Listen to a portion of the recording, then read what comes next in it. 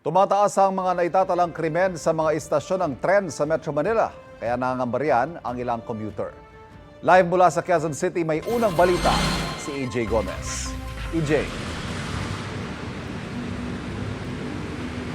Ivan, mula Enero hanggang Hulyo ngayong taon, 26 na mga krimen ang naitala sa mga train station.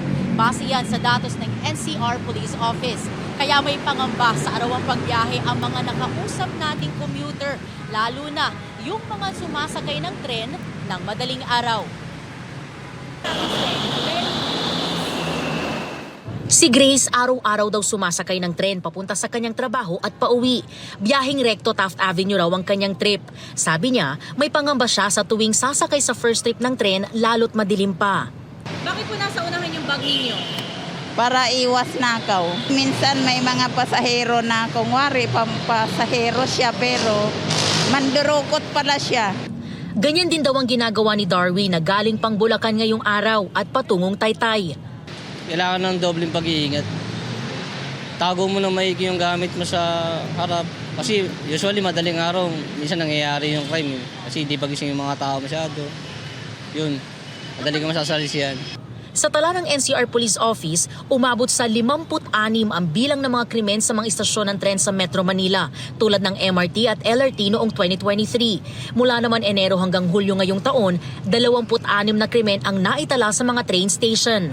Ayon sa NCRPO, sa MRT Cubao may pinakamaraming naitatalang krimen dahil dito ang convergence o kung saan nagtutungo ang maraming pasahero kada araw.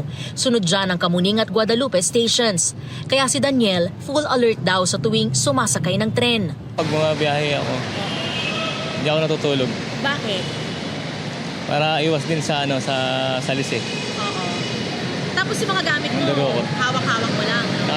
Nasa harapan, iiwasan ko din maggamit ng cellphone.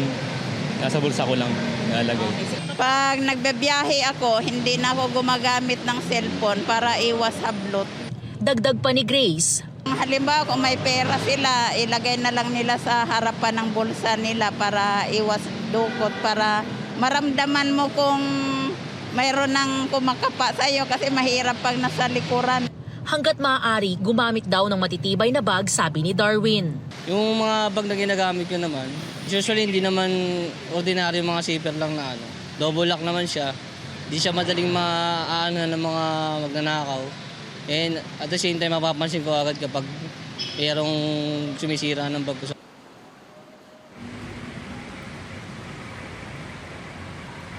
Ivan, sa mga puntong ito, marami na yung naglalabas-pasok dito sa Araneta Center Cubao Station.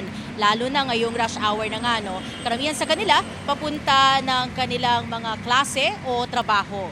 Paalala natin sa mga pasahero ho ng MRT at LRT. Full alert ho lagi ha, para iwas nakaw at para safe ang ating biyahe. At yan ang unang balita mula rito sa Cubao sa Quezon City. EJ Gomez, para sa GMA Integrated News. Kapuso, para laging una ka sa mga balita, bisitahin at mag-subscribe sa GMA Integrated News sa YouTube. Sa mga kapuso abroad, samahan nyo kami sa GMA Pinoy TV at sa www.gmanews.tv.